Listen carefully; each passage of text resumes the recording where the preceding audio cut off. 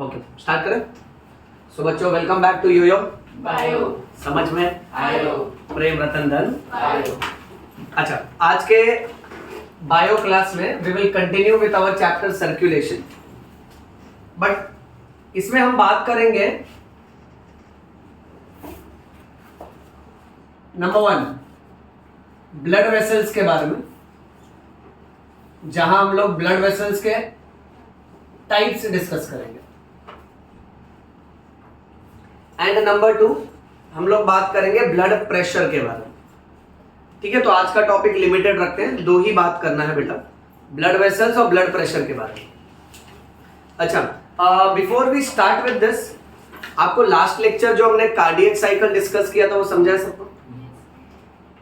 Cardiac cycle में हमने देखा था कि एक हार्ट बीट के लिए कितना सेकंड्स लगता है? 0.8 सेकंड्स। फिर उसके बाद लेक्चर के बाद हमने हार्ट साउंड्स भी सुने थे बेटा।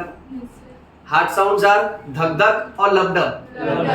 अच्छा, first heart sound is called as lub and second heart sound is called as okay.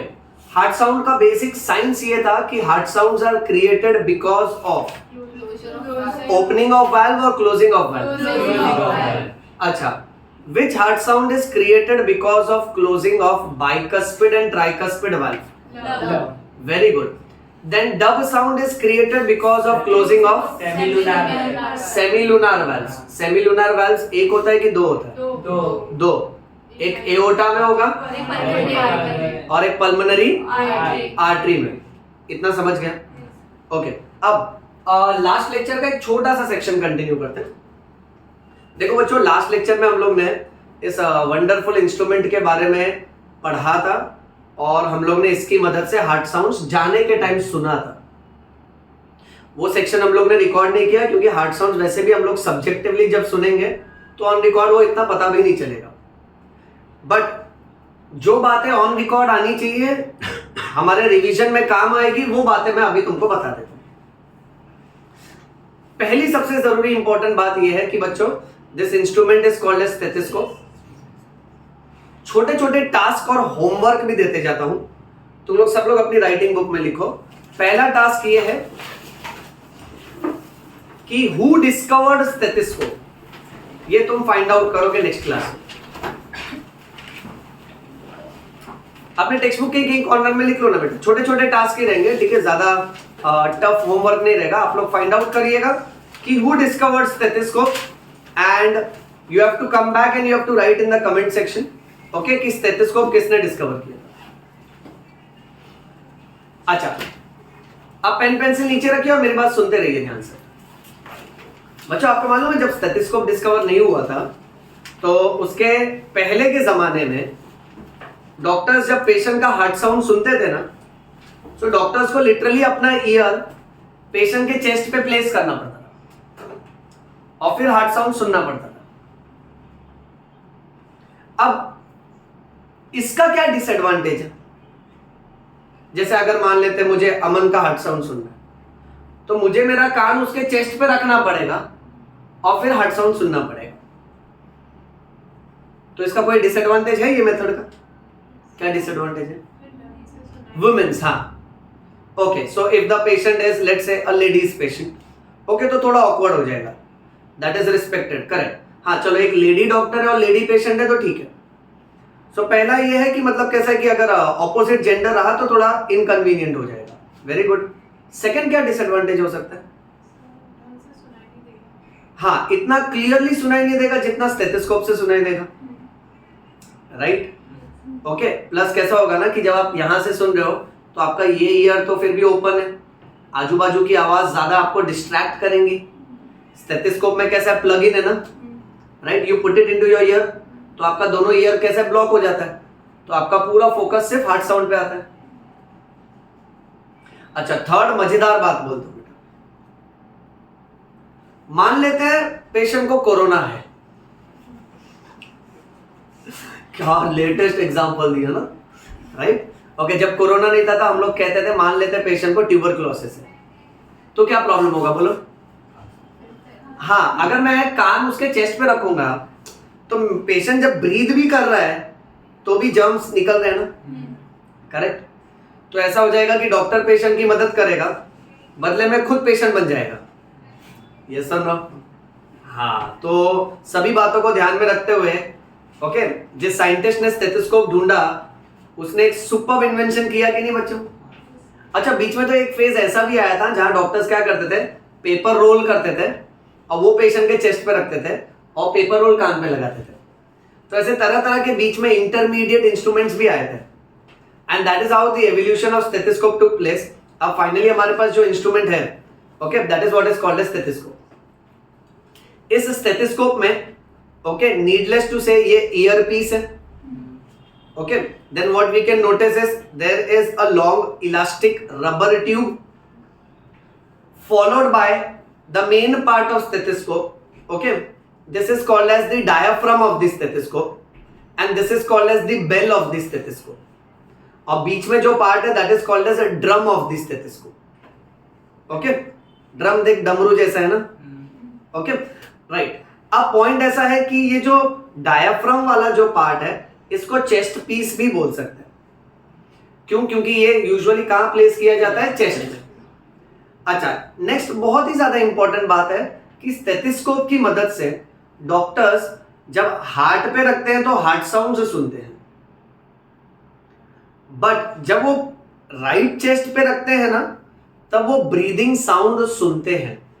ये मैं आपको ब्रीदिंग के चैप्टर में डिटेल में सिखाऊंगा।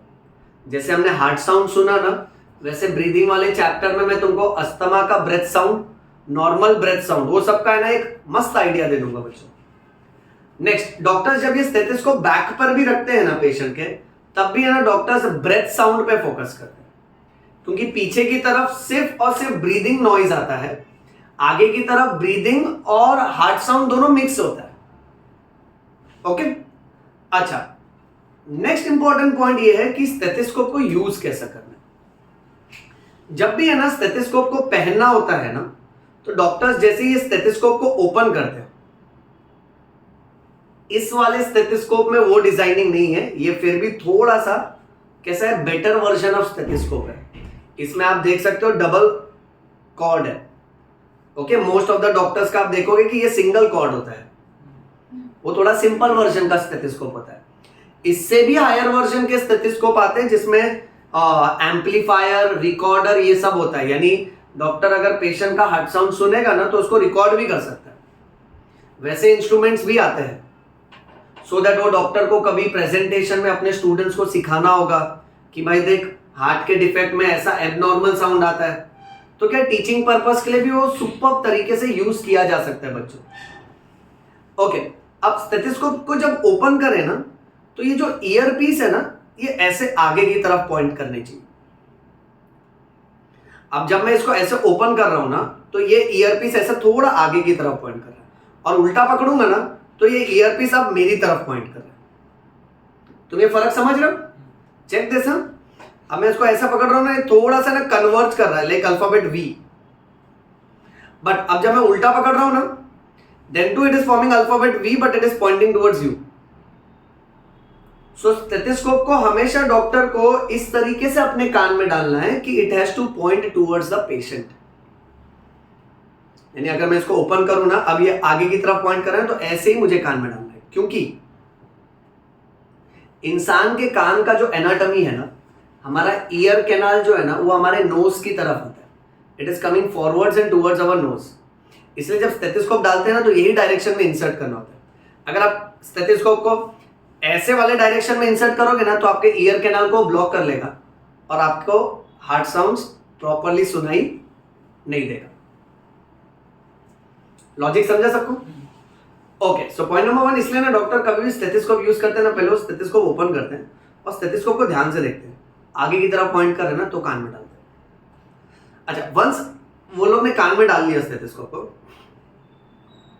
फिर ना डॉक्टर्स की एक हैबिट होती है, वो क्या करते हैं, ये स्टेथोस्कोप का जो चेस्ट पीस है ना, उधर टैप करते हैं ऐसे ओके। अब टैप करके वो सुनते हैं यहां से, मैं कान में नहीं लगाता हूं बिकॉज वो फिर ब्लॉक हो जाएगा।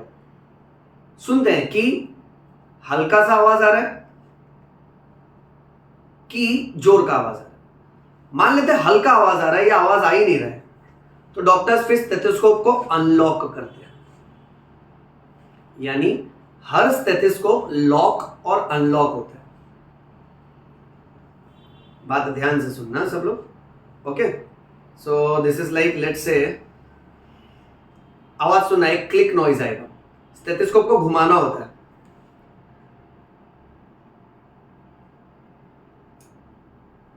सुना आवाज, नोटिस किया? तो देख डॉक्टर क्या करेगा मालूम है, doctor will put it into the year, और डॉक्टर ने सबसे पहले इसके आगे ऐसे टैप करता है। अब मैं टैप करूं ना, मेरे को आवाज ही नहीं आ रहा है, तो मैं समझ गया हूं ये स्टेथोस्कोप क्या है, लॉक है। अब इसको अनलॉक करना है ना, कोई भी डायरेक्शन में घुमा सकता है, आगे की तरफ भी पीछे भी, until the click sound comes। सुनो,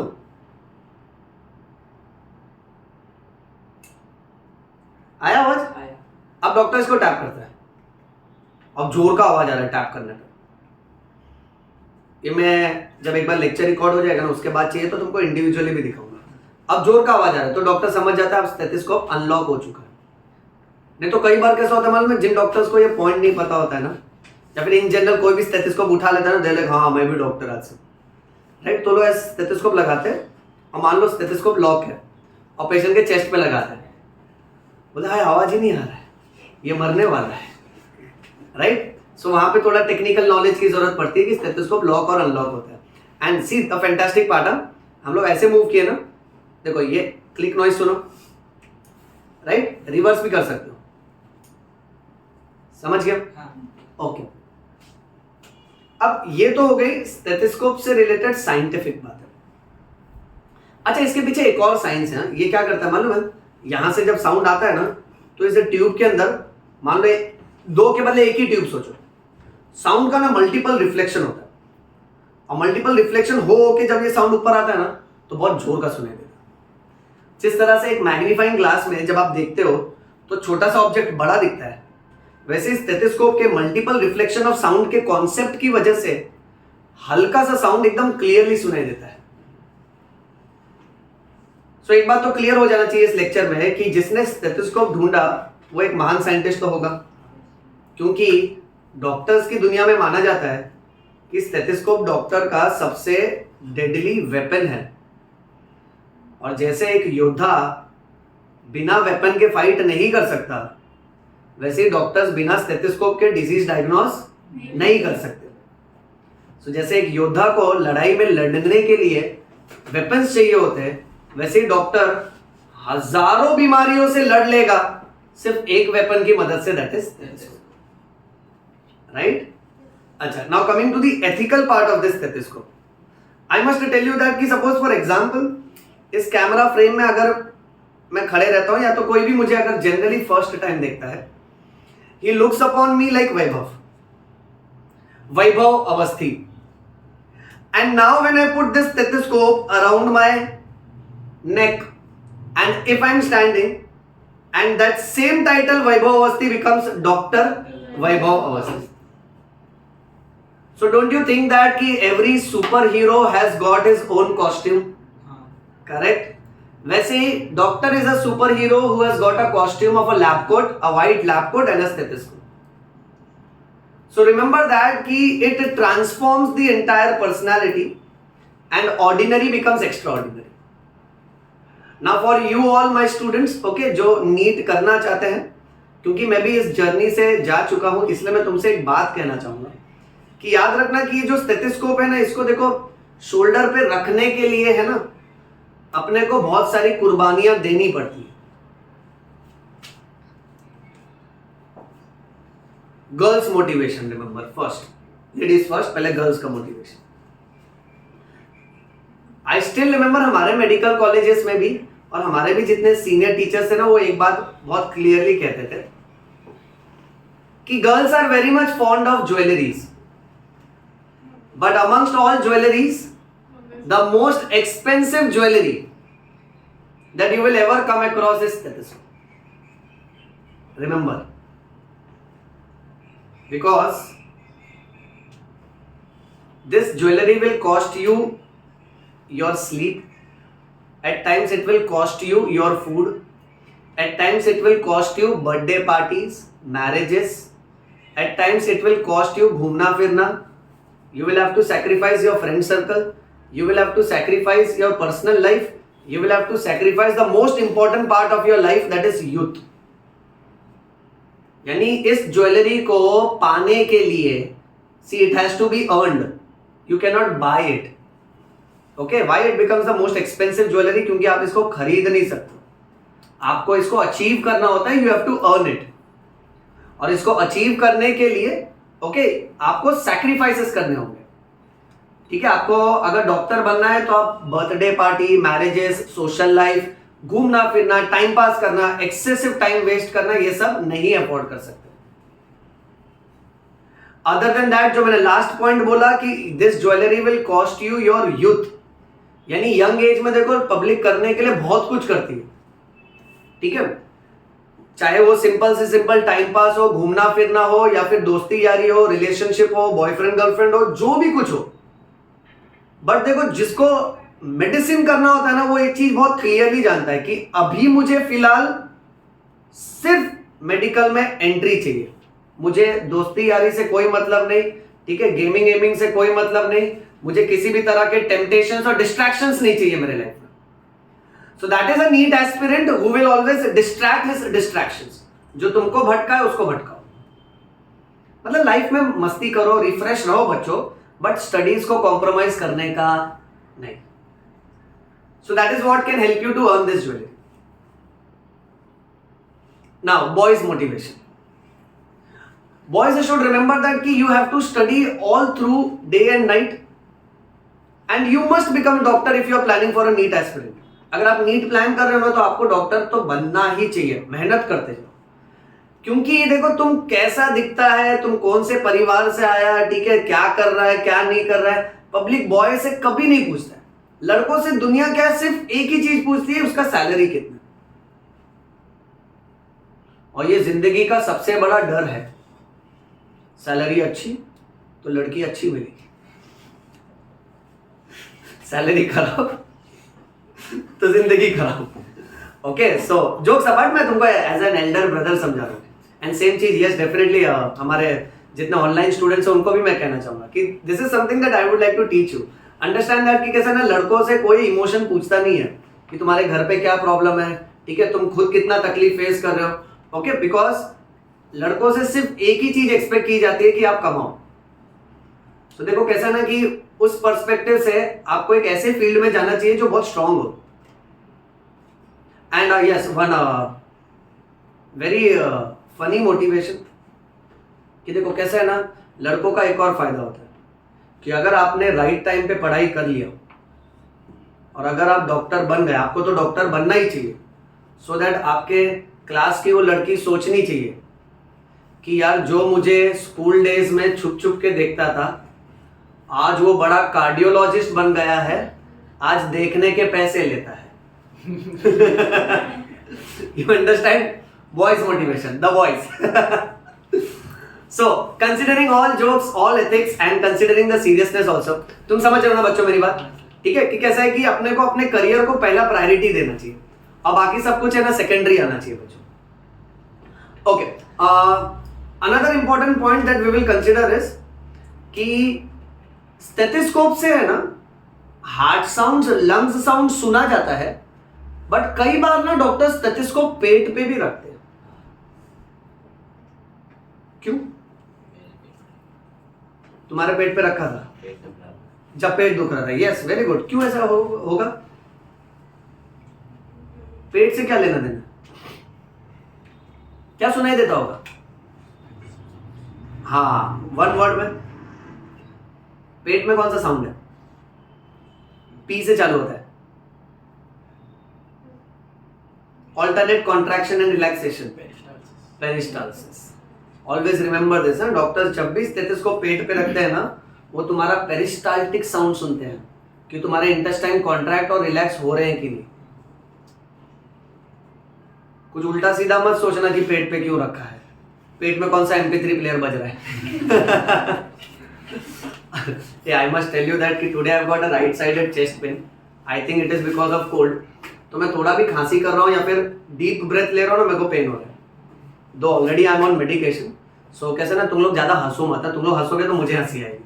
और मुझे हंसी आएगी ना तो मुझे पेन होएगा। ओके, सो धीमे धीमे हंसो। हाँ, so remember the fact that doctor is interested in the peristaltic movement. Okay, अच्छा, next that we are suppose to remember is कि स्टेथोस्कोप से रिलेटेड किसमें? हाँ, कई बार यहां रखते हैं। यस, रिस्ट पे भी रखते हैं। अच्छा, रिस्ट पे रखने के लिए या फिर बाकी के बॉडी पार्ट्स पे रखने के लिए वो ना ब्लड फ्लो और एबनॉर्मल पल्स वो फील करते हैं उससे, जो रेयर होता है। मतलब यहाँ पे बहुत रेयरली रखते हैं, ठीक है, और बॉडी के बाकी के पार्ट्स पे भी रेयरली रखते हैं, बट वो ब्लड फ्लो के लिए रहता है। किसी ना किसी ब्लड वेसल में कोई ना कोई गड़बड़ होगा और वैसे एबनॉर्मल साउंड को पिकअप करने के लिए। ओके, तो देखो मैंने लास्ट लेक्चर के ना कुछ बहुत इंपॉर्टेंट पॉइंट्स बताए तुमको। इसमें से कुछ कुछ पार्ट है ना, मतलब अपने सिलेबस में भी नहीं है। अब हम लोग आते हैं अपने टॉपिक पे, ब्लड वेसल और ब्लड प्रेशर पे। ब्लड वेसल वाला टॉपिक तो बहुत इजी है बच्चों, एक्सट्रीमली इजी है। ओके, आपको है ना अब प्रिपेयर कैसे करना है सुनो। नंबर 1, आप एक्सपेक्ट करना बोर्ड एग्जाम में आपको शॉर्ट नोट आएगा, डिस्क्राइब आर्टरी इन डिटेल और डिस्क्राइब वेन्स इन डिटेल। या तो आपको 2 मार्क का आंसर आएगा, draw cut section of artery and cut section of when. या तो फिर कई बार बोर्ड एग्जाम में ये भी पूछते हैं, difference between arteries and veins. ठीक, एंड इसके साथ साथ एंट्रेंस एग्जाम में छोटे छोटे पॉइंटर्स आते हैं, तो हम लोग है ना सब कंबाइन करके एक साथ ही मस्त में पूरा सिनॉप्सिस पढ़ लेते हैं बेटा। पहले ना डायग्राम पे फोकस कर ले। अगर मान लेते हैं कि ये एक पाइप है, इसको मैंने काट दिया, सो जहां से काटा ना, कट एंड को देखेगा ना तो ये ऐसा दिखेगा। अब आर्टरी और वेन का जब भी डायग्राम बनाओ तो हमेशा तुमको याद रखना है कि ये जो एकदम बाहर वाली लेयर है इसे बोलना है ट्यूनिका एक्सटर्ना। क्या बोलना है बेटा? Tunica externa. अच्छा, सेम ट्यूनिका एक्सटर्ना यहां पर नेम कर दे।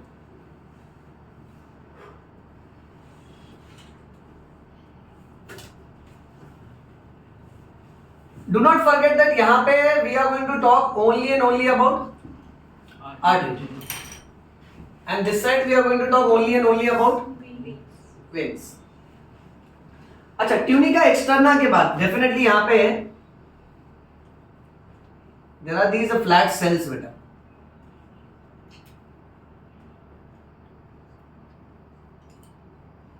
एग्जाम में भी जब ड्रॉ करोगे ना यही पैटर्न से तुमको ड्रॉ करना है बेटा।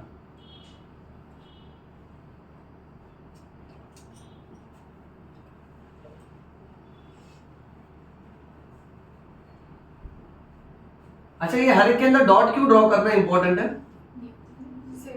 करेक्ट, तो सेल है तो सेल का न्यूक्लियस रिप्रेजेंट करेंगे ना बेटा। तुमको याद है ऐसे एपिथेलियम को स्क्वेमस एपिथेलियम बोलते हैं। स्क्वेमस एपिथेलियम में सारे के सारे सेल्स फ्लैट होते हैं। चलो बेटा, उसके बाद ना बेटा ये जो नेक्स्ट लेयर है इतना,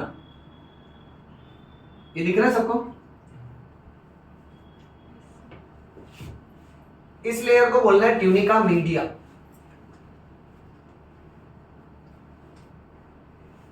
क्या कहना है इसको? Tunica media. हाँ, अभी ना मैं तुमसे बहुत सारे क्वेश्चंस पूछूंगा और तुम्हारे ऑब्जर्वेशन सुनना चाहूंगा, ठीक है? तुम लोग पहले खाली देखते जाओ ध्यान से।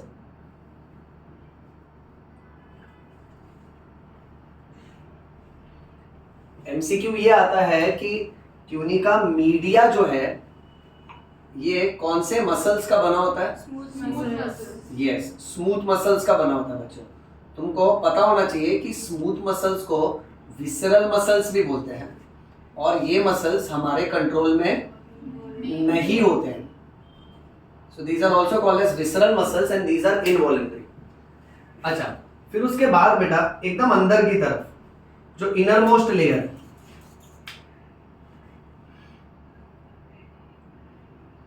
यहां पर भी फ्लैट सेल्स है, स्क्वेमस एपिथेलियम।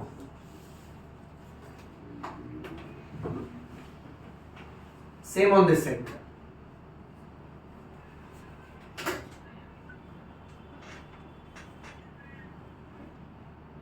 देखो नेमिंग कितना इजी है। This is called as a tunica interna. कभी भी है ना परेशान मत होना, क्योंकि कोई कोई बुक्स ना इसको ट्यूनिका इंटीमा बोलता है। ओके,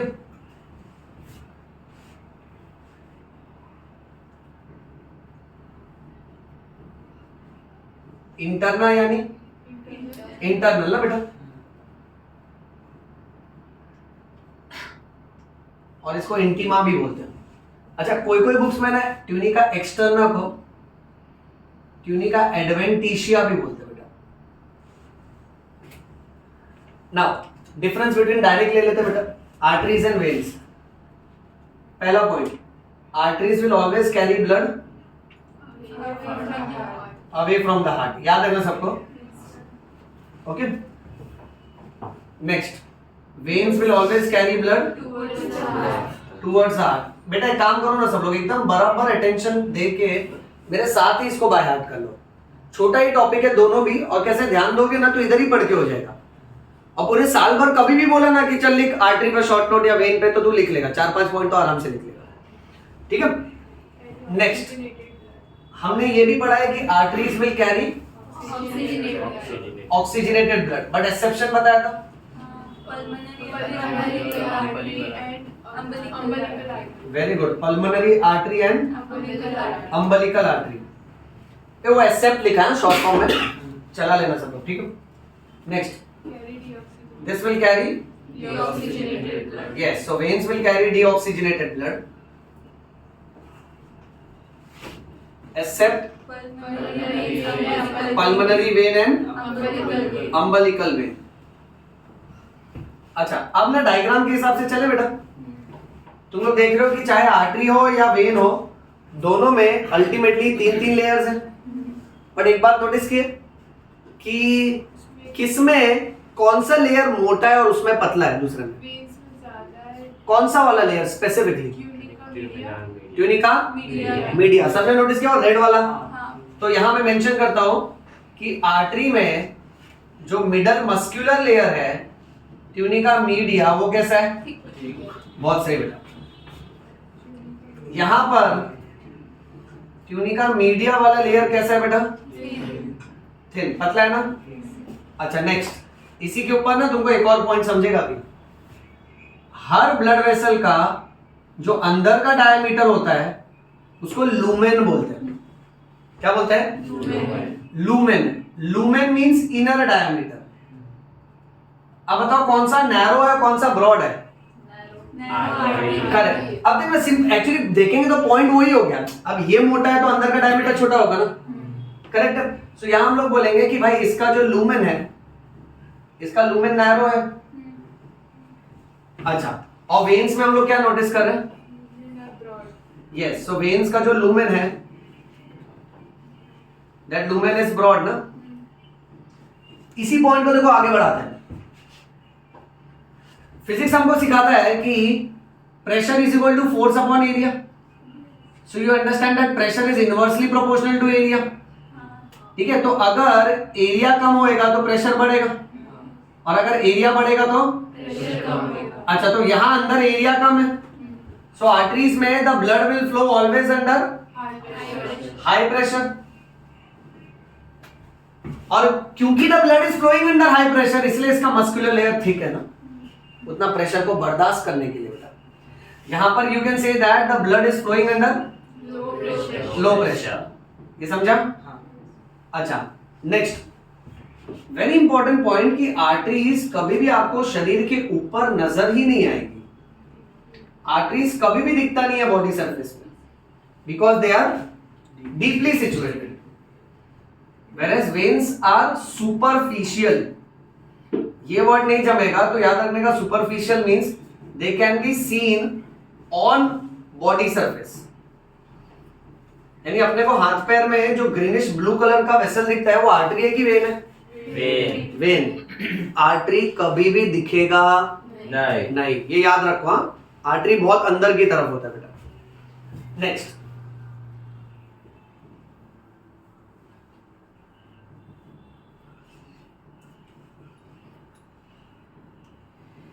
क्या लिखा? Pulse is felt in artery.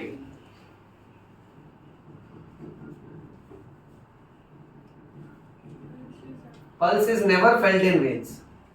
Doctor जब भी आपका पल्स चेक करता है ना, ठीक है, अब भले वो ग्रीनिश कलर का पाइप जा रहा है, उसके ऊपर उंगली रखा है उसने, बट उसको जो पल्स फील होता है ना, वो वेन से नहीं आता है, वेन के नीचे भी एक पाइप होता है आर्टरी, वहां से पल्स आता है, उसके वाइब्रेशन आते हैं। सो पल्स हमेशा आर्टरी में फील किया जाता है। पल्स के ऊपर एक सेपरेट डिस्कशन करवाऊंगा धीमे धीमे करके, ठीक है। अच्छा, next,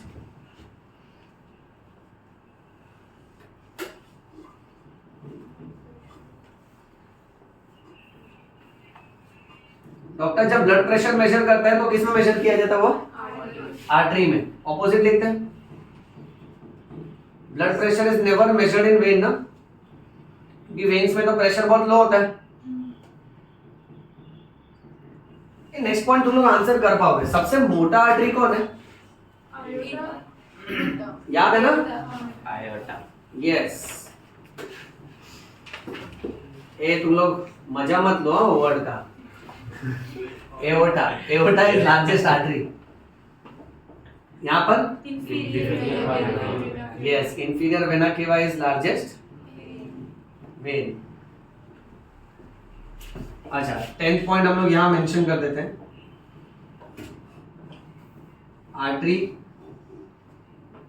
do not have valve, और सब वेन्स के अंदर वैल्व्स होता है।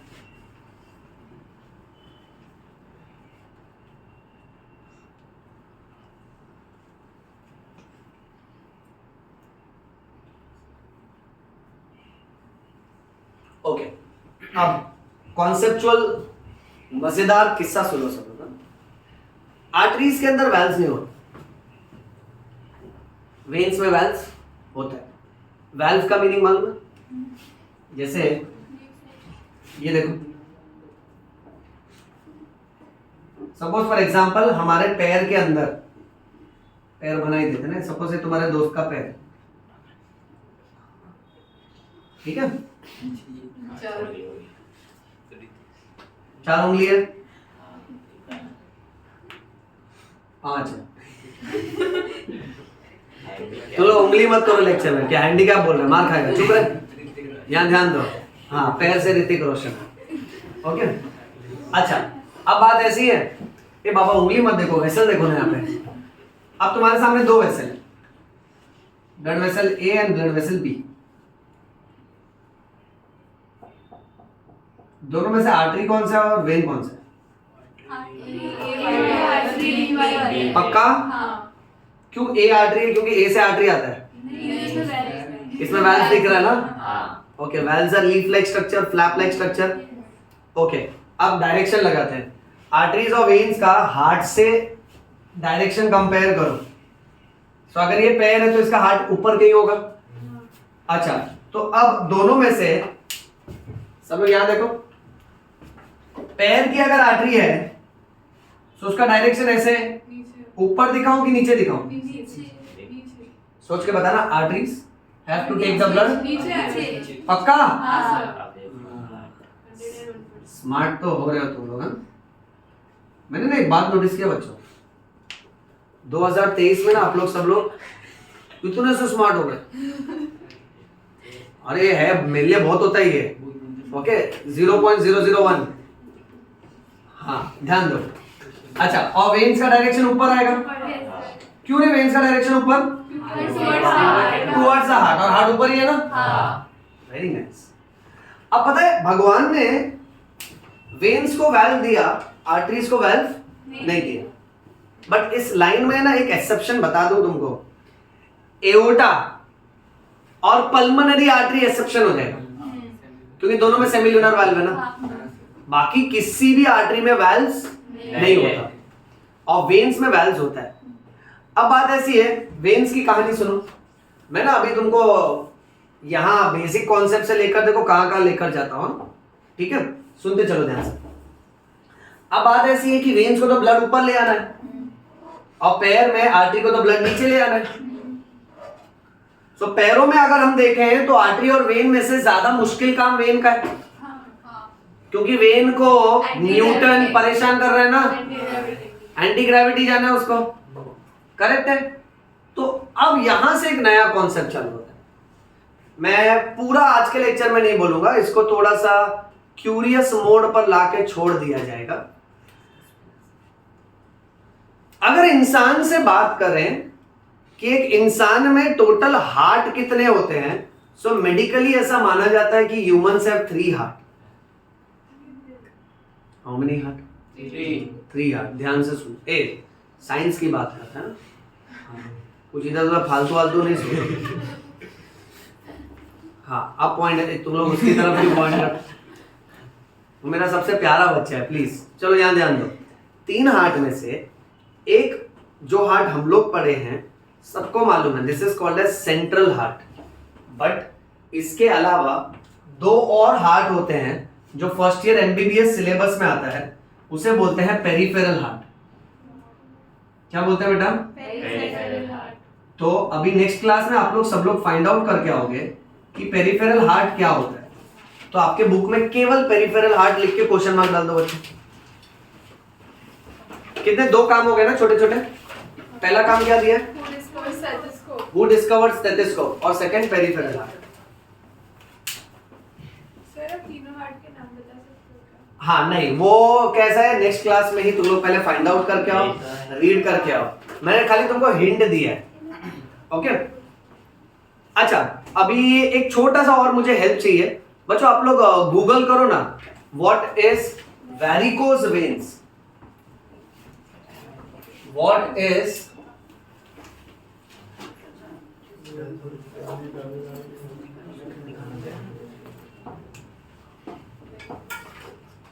Varicose veins.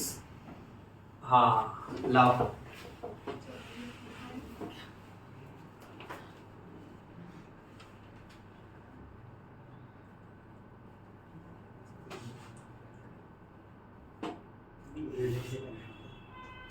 ओके चलो सब लोग यहाँ देखो। अरे बाप रे, कौन बोला? मैं नहीं बोला। कहीं से तो आवाज आ रही है। गलत तुम लोग बोले, ऐसा मत बोला करो ऑन रिकॉर्ड। बोलो पिताजी, पिताश्री। Okay check, right. हाँ, अब तुमको क्या समझ में आ रहा है इससे? उनके वेन्स फूल गए। वेन्स फूल गए हैं, वेन्स सूज गए हैं, करेक्ट है। अच्छा सब लोग स्टोरी अब ध्यान से सुनो, ठीक है। फोन अंदर रख लो, मैसेजेस का रिप्लाई बाद में कर देना, ठीक है। सब लोग फोन अंदर रखो। अब बात ऐसी है कि this is a story of all those individuals like teachers, like surgeons, like road traffic officers, like बस कंडक्टर्स। उनको लाइफ में कभी ना कभी वेरिकोज वेन्स होने की पॉसिबिलिटी है। क्यों मैंने स्पेसिफिकली ये 4 प्रोफेशन बोले? Correct, because their profession demands standing. अब जैसे मान लेते हैं कि सपोज फॉर एग्जांपल कि एज अ टीचर अगर मैं 1.5 घंटे का भी लेक्चर लेता हूं, और वैसे 1.5 घंटे के अगर मैं दिन में 4 या 5 लेक्चर लेता हूं, तो कम से कम 7 से 8 घंटे खड़ा रहना पड़ेगा।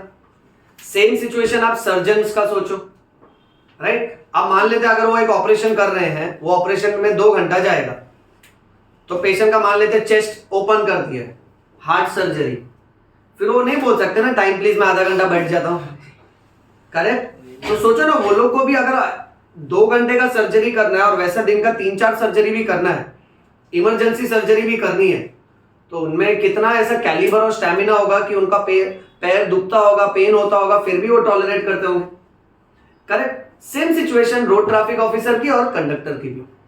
अब बच्चों तुमसे एक बात कहता हूं, मेडिकल साइंस में एक बीमारी है जिसका नाम है वेरिकोज वेन्स।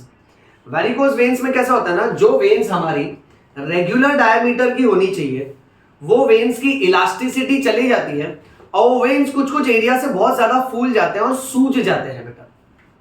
और ये यूजुअली होता है कॉन्स्टेंटली खड़े रहने की वजह से।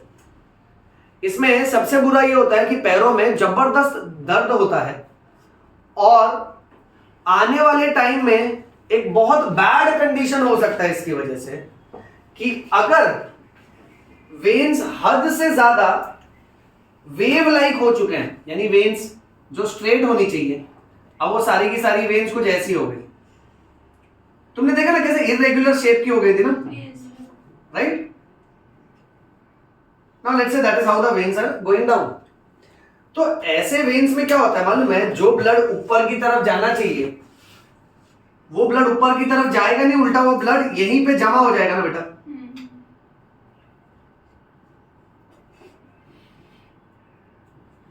इस बात को है ना नेचर जानता था। नेचर जानता था कि जब मैं एनिमल का evolution from tetrapodal locomotion, chimpanzees and monkeys जो 4 पैर पे चलते थे, 1 2 3 4, फिर वो बाइपेडल हो गया, 2 पैर पे चलने लगा। अब जब वो बाइपेडल हुआ है तो सारा का सारा पूरा का पूरा सर्कुलेशन मेन लेग्स पर ही डिपेंडेंट है।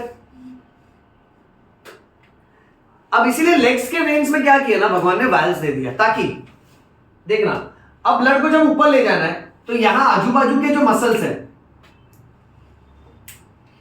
वो मसल्स जब कॉन्ट्रैक्ट करेंगे तो अल्टीमेटली ये मसल्स क्या करेंगे कि ये ब्लड को ऊपर पंप करेंगे बेटा। जैसे मान लो सपोज ये वेन है, मसल्स ने कॉन्ट्रैक्ट किया तो ब्लड ऊपर आया, उस टाइम पे ऊपर वाला वाल्व खुलेगा तो ब्लड ऊपर आ गया ना, फिर ये वाल्व बंद हो जाएगा। फिर नेक्स्ट मसल्स का सीरीज जब कॉन्ट्रैक्ट करेगा तो ऊपर वाला वाल्व खुलेगा, तो ऑल्टरनेटली हर वाल्व क्लोज ओपन होगा, और ऐसे कर करके पैर का जो डीऑक्सीजनेटेड ब्लड है that is drained and it is brought back to the heart, और जब हार्ट को मिलेगा तो हार्ट पंप करेगा ना आगे। वेरिकोज वेन्स में ये प्रॉब्लम हो जाता है कि उनमें नीचे की तरफ हद से ज्यादा ब्लड जमा होने लगता है, और जब ब्लड एक जगह पे जमा होने लगता है ना उसको कहते हैं स्टैसिस। क्या कहते हैं? और ऐसा माना जाता है मेडिकल साइंस में कि स्टैसिस इज वेरी डेंजरस, क्योंकि ये ब्लड आने वाले टाइम में क्या होगा ना, ये अल्टीमेटली ब्लड क्या कर सकता है, क्लॉट कर सकता है। देखो ना अगर ब्लड एक ही जगह पे रह गया है तो ब्लड धीरे धीरे वो खून जमने लगेगा वहां पे। अच्छा, ऐसा ब्लड क्लॉट जो वेसल्स के अंदर बनने लगे उसे बोलते हैं थ्रोम्बस। क्या बोलते हैं? अब थ्रोम्बस का प्रॉब्लम क्या है मालूम है, कि इसमें से एक छोटा सा टुकड़ा टूट के फिर मान लेते हैं ये ब्लड वेसल आगे जा रहा है, डिवाइड हो रहा है और ज्यादा रीडिवाइड हो रहा है, और वो टुकड़ा जाके इसके फाइन डिवीजन में जाके ब्लॉक हो गया। सपोज लेट अस से ये टुकड़ा यहां से जाके इधर आके ब्लॉक हो गया, इसको बोलते हैं एम्बोलस। इसको क्या बोलते हैं? एम्बोलस। बच्चों देखो बात को समझो, अब सर तुमको क्या सिखा रहे हैं? सर ने पहले तुमको एक बीमारी सिखाया जिसका नाम है वेरिकोज वेन्स। वेरिकोज वेन्स उन प्रोफेशन में ज्यादा कॉमन है जो लोग ज्यादा देर तक खड़े रहते हैं। खड़े रहने की वजह से अल्टीमेटली उनके लेग्स में प्रेशर आता है, लेग्स में पेन होता है, और सारी की सारी जो ब्लड वेसल्स होती है ना वो एकदम इनइलास्टिक और वेव लाइक हो जाती है, सूज जाती है। और ये आर्टरी का नहीं होता है, ये सिर्फ वेन्स का होता है बच्चों, इसलिए इसका नाम है वेरिकोज वेन्स। अब बात ऐसी है कि अगर वो ब्लड बहुत ज्यादा जमा हो गया और पैर के किसी ब्लड वेसल में खून की गांठ बन गई तो उसको बोलने का थ्रोम्बस। क्या बोलने का? थ्रोम्बस। अच्छा, और ऐसे बहुत सारे थ्रोम्बस बना तो उसको थ्रोम्बोसिस बोलते हैं। क्या बोलते हैं? थ्रोम्बोसिस। और थ्रोम्बस का सबसे बुरा रिस्क ये रहता है कि अगर इसमें से एक छोटा सा भी टुकड़ा टूट के गया और किसी और ब्लड वेसल्स में अटक गया, मान लेते लंग्स का ब्लड वेसल है अगर, और उसमें जाके अटक गया ना तो उसको बोलते हैं पल्मोनरी एम्बोलस। घर जाके अगर टाइम मिलेगा ना पल्मोनरी एम्बोलस रीड करना। पल्मोनरी एम्बोलस आप बिलीव नहीं करोगे, डॉक्टर्स के लिए ना नाइटमेयर होता है, नाइटमेयर। यानी आप किसी भी बेस्ट हॉस्पिटल में फोन कर लो, बोलो कि हेलो सर एक पेशेंट है, उसको ब्रीदिंग प्रॉब्लम हो रहा है, उसको अस्थमा है, दे विल बी लाइक उसको ले आओ हम मैनेज कर लेंगे। आप फोन करके उसको ये बोलो कि सर इसको पल्मोनरी एम्बोलस है, इसको ब्रीदिंग प्रॉब्लम हो रहा है, हॉस्पिटल वाला फोन काट देगा। क्योंकि पल्मोनरी एम्बोलस इतना डेंजरस होता है ना, वो टाइम ही नहीं देता रिएक्ट करने का, बिकॉज हॉस्पिटल वाला विल अंडरस्टैंड दैट कि बाय द टाइम ये पेशेंट हॉस्पिटल आएगा इसका डेथ हो जाएगा। और डेथ हो गया सपोज,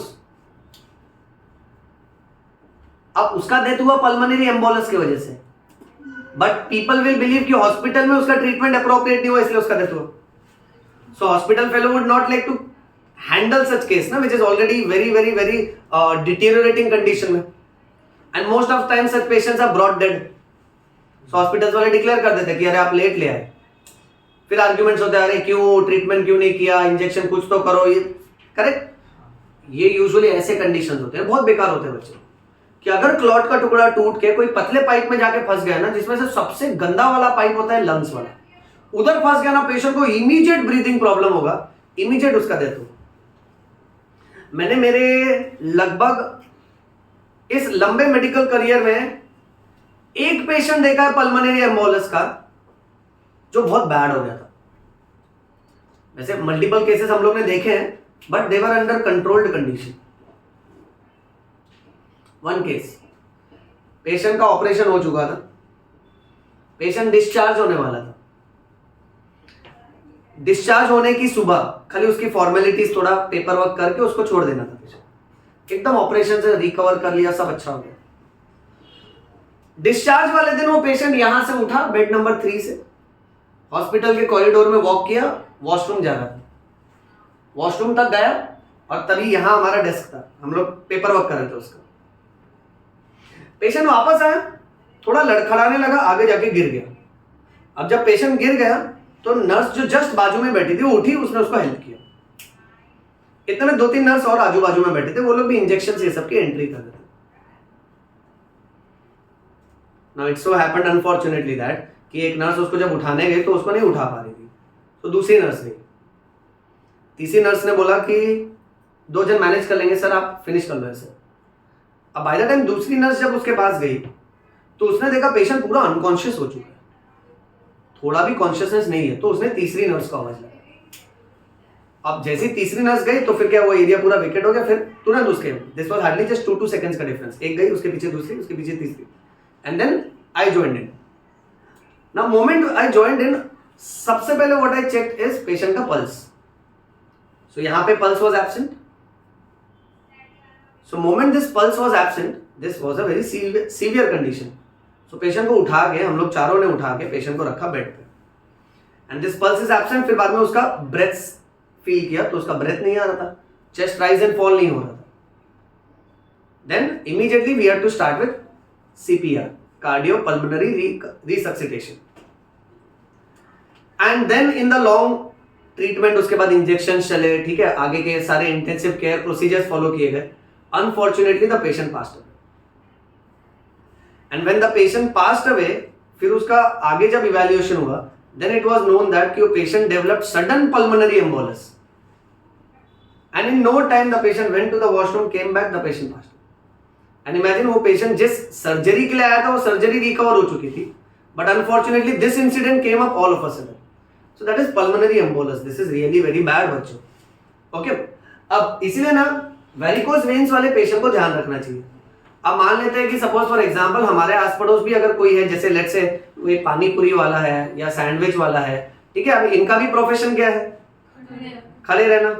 ओके, तो अभी कुछ छोटे छोटे टिप्स जो हमको आज के क्लास से सीख के जाना चाहिए, ताकि हर वो इंसान जो कॉन्स्टेंटली खड़े रहता है उसको तकलीफ नहीं होना चाहिए। ये सारी बातें आप लोग एकदम ध्यान से सुनना, और आस पड़ोस में कहीं पर भी अगर किसी के काम आ सके तो उसको एडवाइस जरूर करना।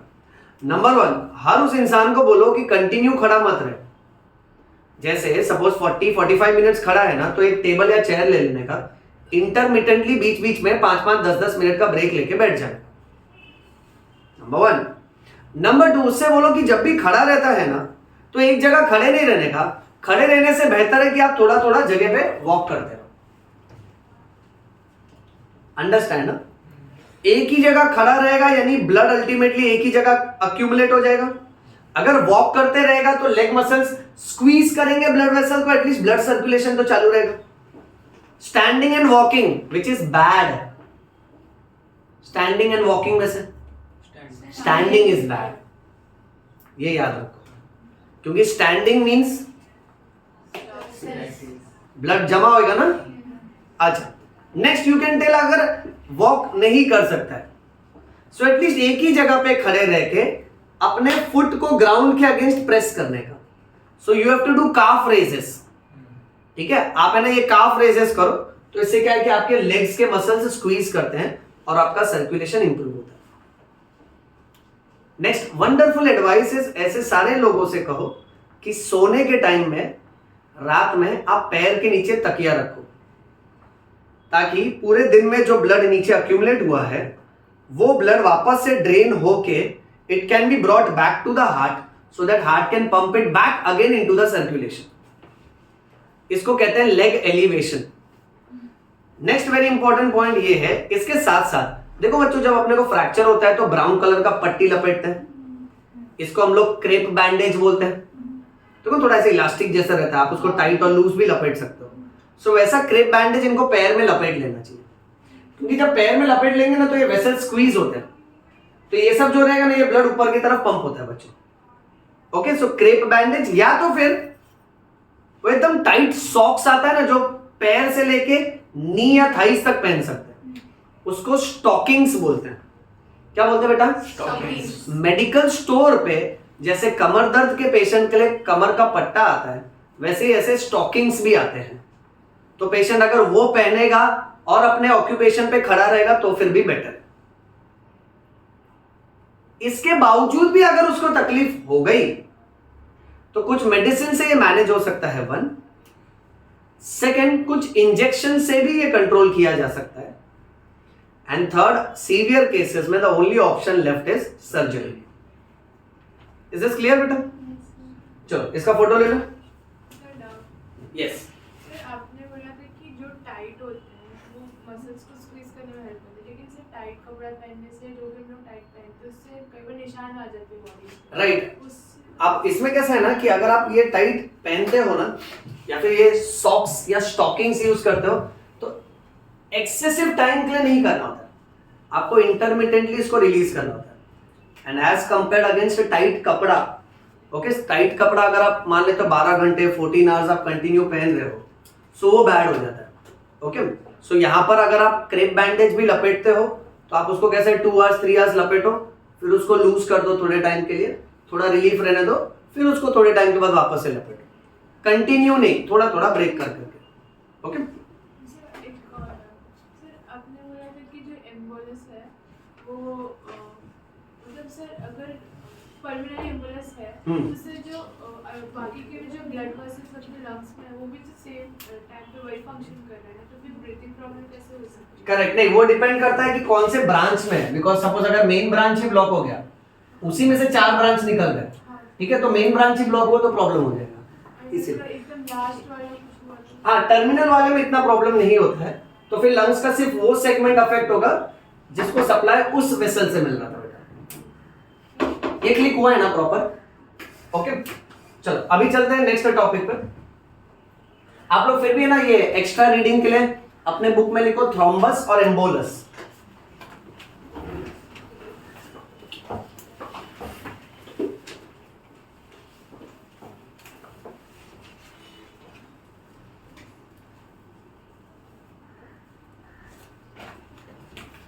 अच्छा, अभी नेक्स्ट हम लोग बात करने वाले हैं ब्लड प्रेशर की.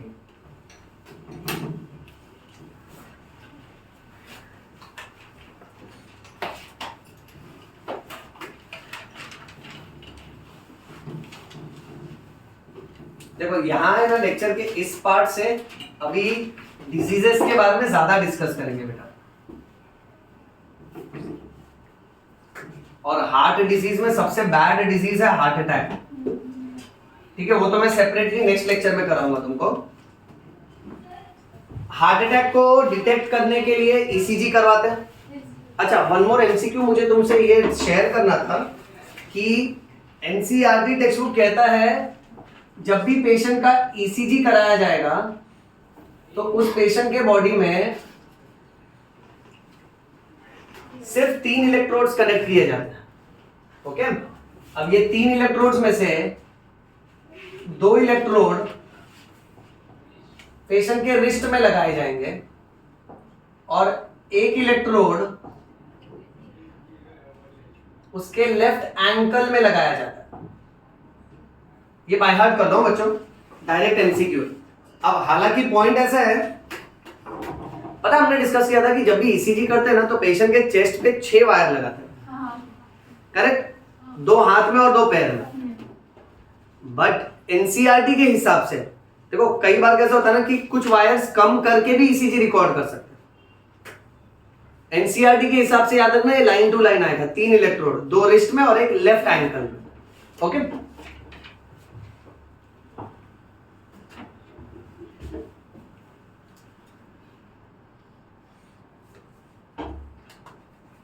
अच्छा, और एक छोटा सा टास्क कैरी ऑन कर लेते हैं. नेक्स्ट क्लास में everybody will find out what is artificial pacemaker. इस बारे में रीड करना. Okay, if you get any easy paragraph on Google, copy paste करो, कमेंट सेक्शन में पोस्ट करो, या तो फिर चाहिए तो हैंड रिटन नोट्स बना लेना बेटा. आर्टिफिशियल पेसमेकर, ओके, निकल और कैडमियम बैटरी का बना होता है. तो ये सब हम लोग नेक्स्ट क्लास में डिस्कस करेंगे बेटा. अच्छा, now coming to concept of blood pressure. Blood pressure का डेफिनेशन देखो सब लोग. मान लेते हैं सपोज फॉर एग्जांपल ये ब्लड वेसल. अब हम लोग ने पढ़ा है कि मैटर, चाहे सॉलिड हो, लिक्विड हो या गैस हो, matter will always exert pressure on the inner walls of its container.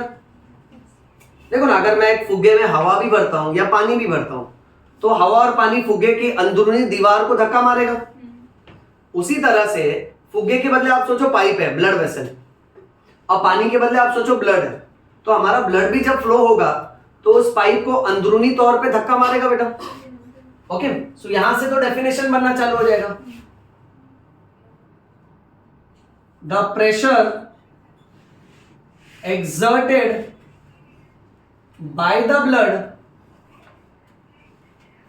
on the inner walls को लाइनिंग बोलते हैं बेटा, on the inner walls of the blood vessel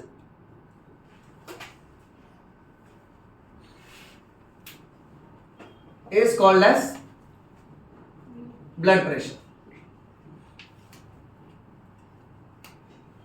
next, blood pressure को major करने के लिए इंस्ट्रूमेंट बनाया था. उस इंस्ट्रूमेंट को बनाया था एक साइंटिस्ट ने जिसका नाम है रीवा रॉकी. क्या नाम है इनका? हाँ, देखो नाम ही ऐसा, रॉकी, केजीएफ जैसा है एकदम. वायलेंस. ओके, हाँ, रीवा रॉकी. और इसने जो इंस्ट्रूमेंट बनाया, आपने देखा वो ब्लड प्रेशर मशीन. हाँ, वो भी वन ऑफ द लेक्चर में लेकर आके तुमको यहाँ क्लासरूम में डेमोन्स्ट्रेट करके समझाऊंगा. आज सिर्फ उसका थियरी बता रहा हूँ कि उसमें डॉक्टर पट्टा लपेटता है हाथ पे, and then they go like, correct? हाँ, दैट फुसफुस मशीन इज कॉल्ड एज, छोटा सा नाम है, ध्यान देना सब लोग.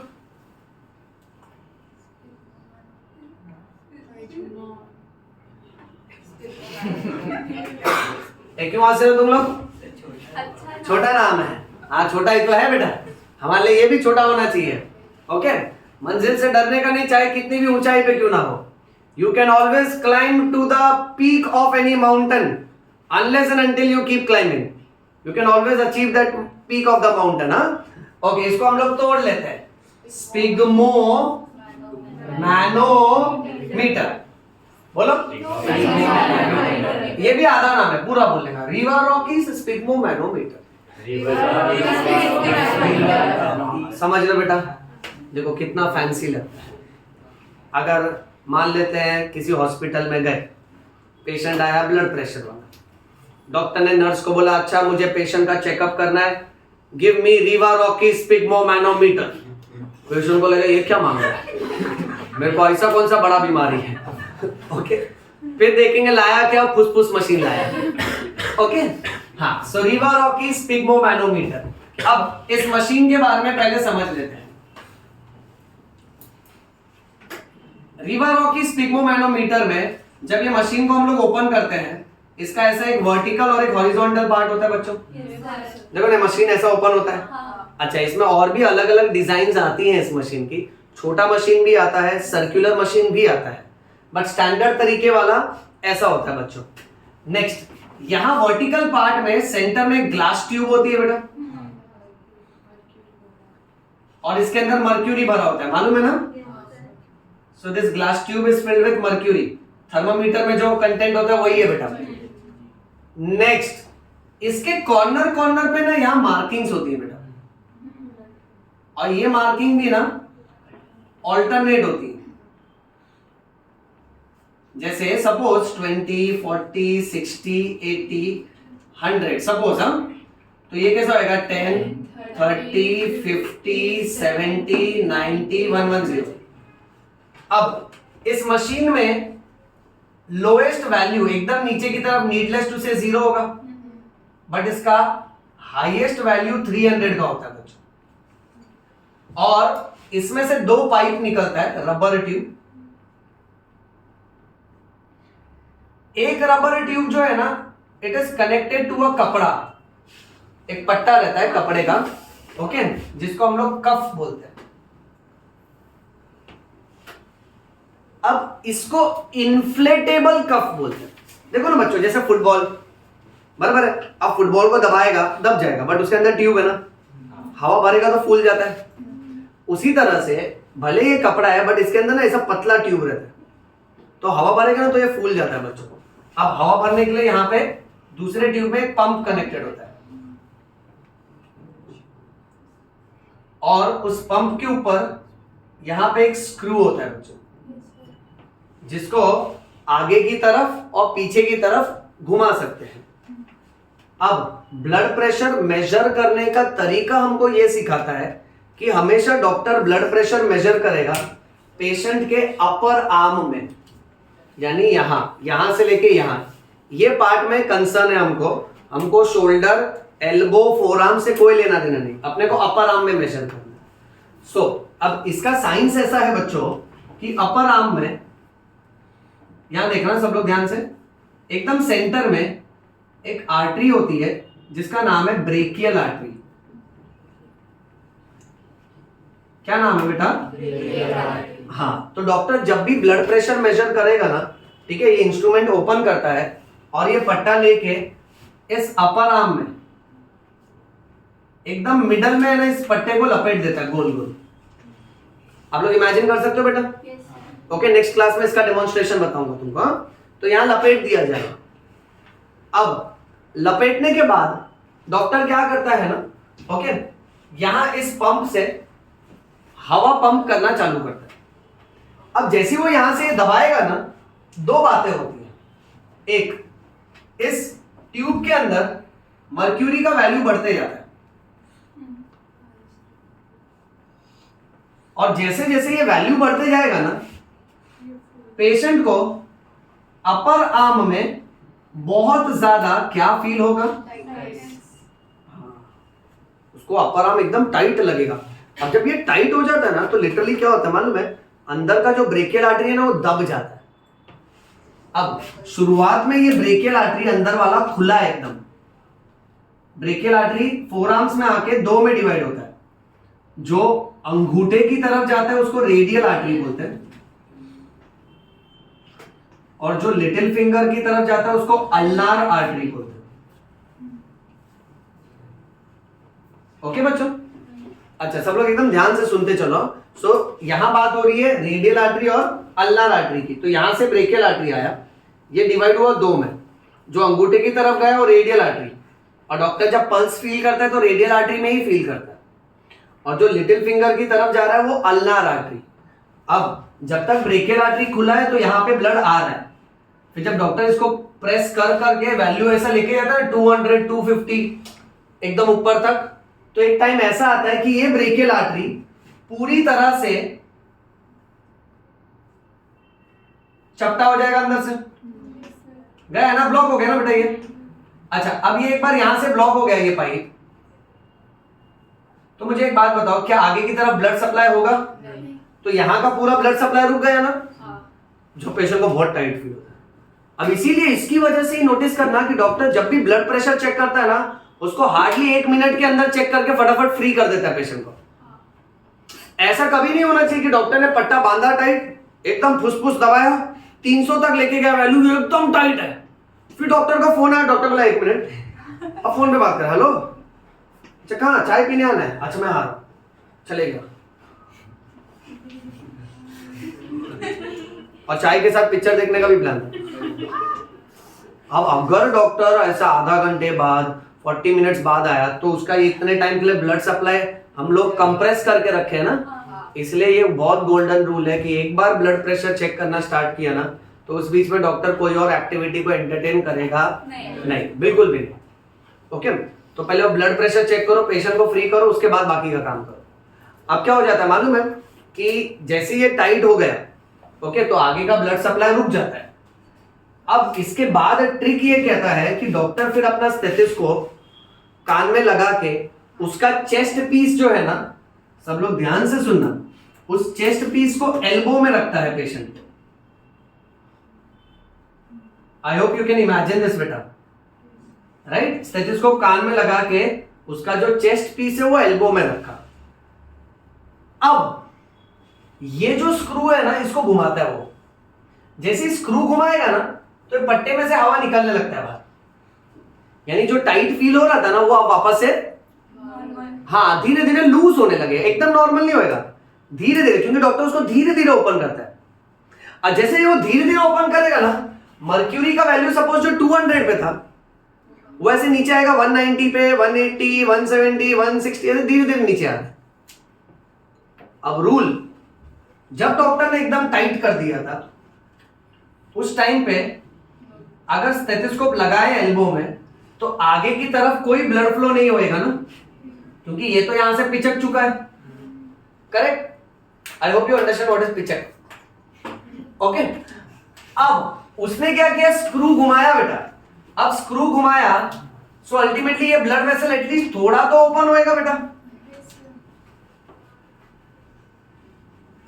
अब जैसे ही ब्लड वेसल थोड़ा सा ओपन होएगा, ये दिखाई तो देगा नहीं डॉक्टर को, तो उसको कोरिलेट किया जाता है विद द साउंड। तो जैसे ये थोड़ा सा ओपन होता है ना, उस टाइम पे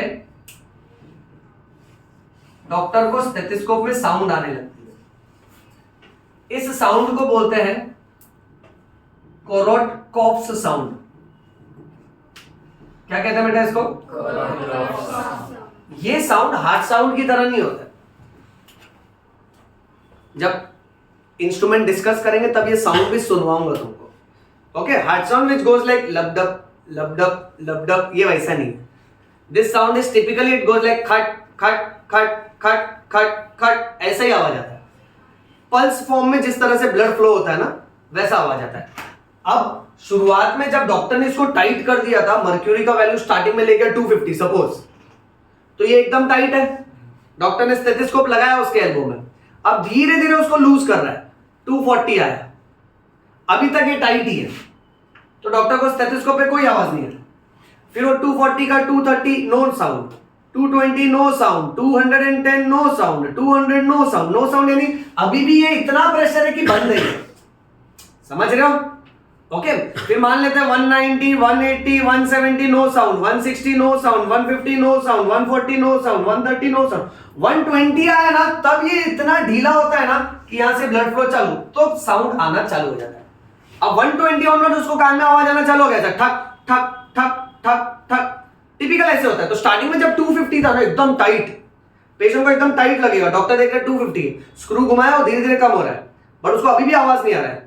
अब जैसे ही डॉक्टर को आवाज आ रहा है ठक, तो डॉक्टर तुरंत देखता है उस टाइम पे क्या वैल्यू था, अच्छा 120 था। तो पहला वैल्यू कब रिकॉर्ड करता है डॉक्टर, जब साउंड आना चालू हो जाता है, और उस वैल्यू को बोलते हैं SBP, सिस्टोलिक ब्लड प्रेशर। बोलना मेरा बेटा, फुल फॉर्म क्या? Systolic blood pressure. जब साउंड पहली बार अपीयर करता है, अब क्या होगा मालूम है? स्टार्टिंग 250 पे कोई साउंड नहीं था, फिर डॉक्टर धीरे धीरे ना उस स्क्रू घुमा के वैल्यू को, मर्क्यूरी को कम करता है, तो ऐसे कम कम कम कम हो रहा है। जब साउंड आया ना, तब डॉक्टर देखता है वैल्यू कितना था, अच्छा 120 पे आवाज आया, फिर धीरे धीरे दैट साउंड ठक ठक ठक ठक ठक ठक ठक गायब हो जाता है। और ये इतना स्मूथ ट्रांजिशन में गायब होता है ना, डॉक्टर को ध्यान देना पड़ता है। जैसे ही साउंड आया वो देखता है मर्क्यूरी कितने पे था, 120 पे था, फिर 110 पे अभी भी आवाज आ रहा है, 100 पे अभी भी आवाज आ रहा है, 90 पे अभी भी आवाज आ रहा है, बट आवाज हल्का होती है। फिर डॉक्टर देखता है अब साउंड गायब कब होगा। एक टाइम ऐसा आता है कि आर्टरी वापस से पहले की तरह पूरा खुल जाता है। अभी आर्टरी पूरा खुल जाएगा ना, उस टाइम पे ब्लड फ्लो एकदम स्मूथ हो जाता है, तो अभी कोई स्पेशल साउंड नहीं आता है। सो डॉक्टर क्या नोटिस करेगा, the sound disappears, and when the sound disappears, उस टाइम पे मर्क्यूरी का क्या वैल्यू था, उसको बोलते हैं DBP। फुल फॉर्म बताओ। Diastolic blood pressure. सब लोग सुन रहे हैं एकदम ध्यान से? मैं ना एक भी वर्ड एक भी कॉन्सेप्ट मिस नहीं करूंगा, तुम लोग खाली सुनते चलो एकदम ध्यान से। अब तुमको ये समझना है कि सिस्टोलिक ब्लड प्रेशर का मतलब ये होता है, it is the pressure in an artery during systole. यानी जब हार्ट कॉन्ट्रैक्शन में है तब आर्टरी के अंदर कितना प्रेशर है उसको बोलते हैं सिस्टोलिक ब्लड प्रेशर। वैसे ही मेरा बेटा DBP, diastolic blood pressure, it is the pressure inside the artery when the heart is in diastole. तुम भूले तो नहीं हो ना, सिस्टोल मतलब कॉन्ट्रैक्शन एंड डायस्टोल मतलब रिलैक्सेशन। रिलैक्सेशन। एक और होता है जिसको कहते हैं PP, that is pulse pressure. ये सिलेबस के बाहर का है बट एक्स्ट्रा याद रख लो, ये फॉर्मूला है SBP minus DBP is equal to PP. PP का फुल फॉर्म है पल्स प्रेशर। अब रट्टा मारने वाली बात है, सब लोग ध्यान देना। यहां पे हम लोग चालू करते हैं वैल्यूज से। Normal values, systolic blood pressure का नॉर्मल वैल्यू है 120 मिलीमीटर ऑफ मर्क्यूरी। आप सबको पता होना चाहिए मर्क्यूरी को Hg लिखते हैं, ओके, बिकॉज उसका साइंटिफिक नाम है हाइड्रार गायरम। जैसे सोडियम को नेट्रियम बोलते हैं, ओके, Na लिखते हैं ना, सोडियम को S नहीं लिखते हैं, ओके, पोटेशियम को केलियम बोलते हैं, मर्क्यूरी को हाइड्रार गायरम बोलते हैं। क्या बोलते हैं बेटा? हाँ, so that is the full form of Hg, okay. Next, diastolic blood pressure का normal value 80 mm of Hg। Pulse pressure का normal value 40 mm of Hg। By heart कर लो। नेक्स्ट, कभी भी डॉक्टर है ना अपने राइटिंग नोट पे अगर पेशेंट का ब्लड प्रेशर लिखेगा ना, so the doctor will always mention date. What is today's date? 5. Okay. उसके बाद यहाँ पेशेंट का नाम लिखेगा।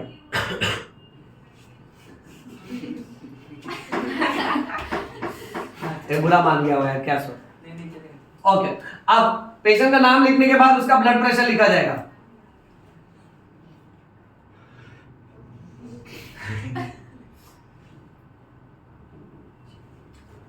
अब ब्लड प्रेशर को हमेशा ये स्टाइल में लिखा जाता है, पहले एक वैल्यू लिखी जाती है, फिर एक स्ट्रोक मारा जाता है और फिर एक वैल्यू लिखी जाती है। अब इसको इंटरप्रीट कैसे करने का, इसको पहली बात पढ़ना होगा ना तो इसको ऐसे पढ़ने का 200 बाय 100 mm ऑफ Hg, ऐसे पढ़ा जाता है। और इंटरप्रीट करने के टाइम तुमको हमेशा याद रखना है कि जो पहला वैल्यू लिखा है वो सिस्टोलिक ब्लड प्रेशर का है और जो दूसरा वैल्यू लिखा वो डायस्टोलिक ब्लड प्रेशर का। मेरी बात समझ रहे हैं सब लोग? ओके। अब मेडिकल साइंस के हिसाब से बहुत ज्यादा इंपॉर्टेंट ये हो जाता है कि सिस्टोलिक और डायस्टोलिक का वैल्यू 120 और 80 तक है। अगर किसी का ब्लड प्रेशर नॉर्मल वैल्यू से कम रहा तो उसको हाइपोटेंशन बोलते हैं। हाइपोटेंशन का मतलब है लो ब्लड प्रेशर। और अगर किसी का ब्लड प्रेशर नॉर्मल से ज्यादा रहा तो उसको हाइपरटेंशन बोलते हैं। हाइपरटेंशन का simple meaning high blood pressure. अब एनसीईआरटी ने सिर्फ हाई ब्लड प्रेशर डिटेल में डिस्क्राइब किया और हाई ब्लड प्रेशर के लिए याद रखना है कि वैल्यू अपने को जो कट ऑफ लिमिट दिया है वो ये दिया है बेटा।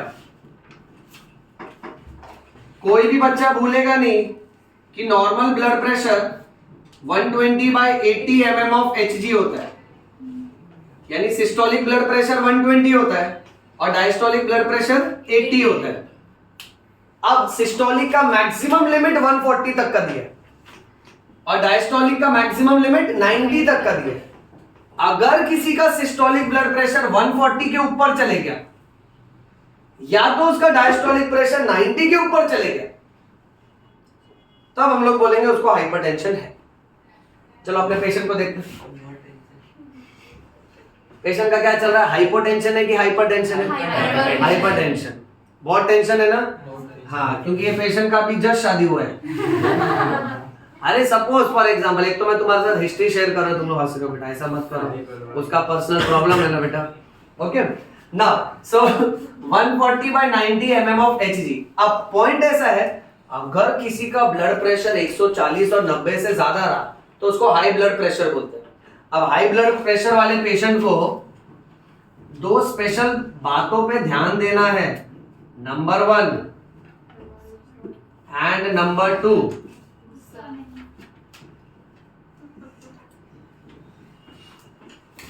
पेशेंट को नमक भी थूक देना चाहिए, गुस्सा भी थूक देना चाहिए, वेरी इंपॉर्टेंट, उसको हंसते रहना चाहिए। समझ रहे हैं सब लोग? ओके, नमक भी अवॉइड करना चाहिए और उसको सॉल्ट अवॉइड करना चाहिए। अब अगर हाई ब्लड प्रेशर का पेशेंट ये दो बातों का ध्यान नहीं रखेगा तो उसका प्रेशर बढ़ते जाएगा। And very important, high blood pressure का medicine should be taken lifelong। ए सुन रहा है ना तू? Yes, sir. बहुत इंपॉर्टेंट पॉइंट सिखा रहा हूं मैं, रो नहीं रहा हूं मैं। हाई ब्लड प्रेशर के पेशेंट की अगर एक बार दवाई चालू हो गई ना तो उसको जिंदगी भर दवाई खाना है, उसको दवाई का गैप नहीं करना चाहिए और उसको कभी भी हाई ब्लड प्रेशर की दवाई खुद की मर्जी से बंद नहीं करनी चाहिए।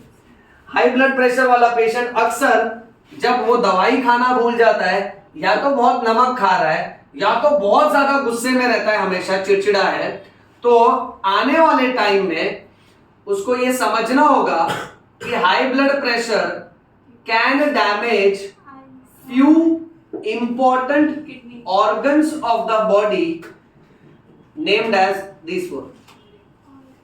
नंबर 1, हाई ब्लड प्रेशर वाले पेशेंट को आगे चल के कभी ना कभी हो सकता है कैटरैक्ट।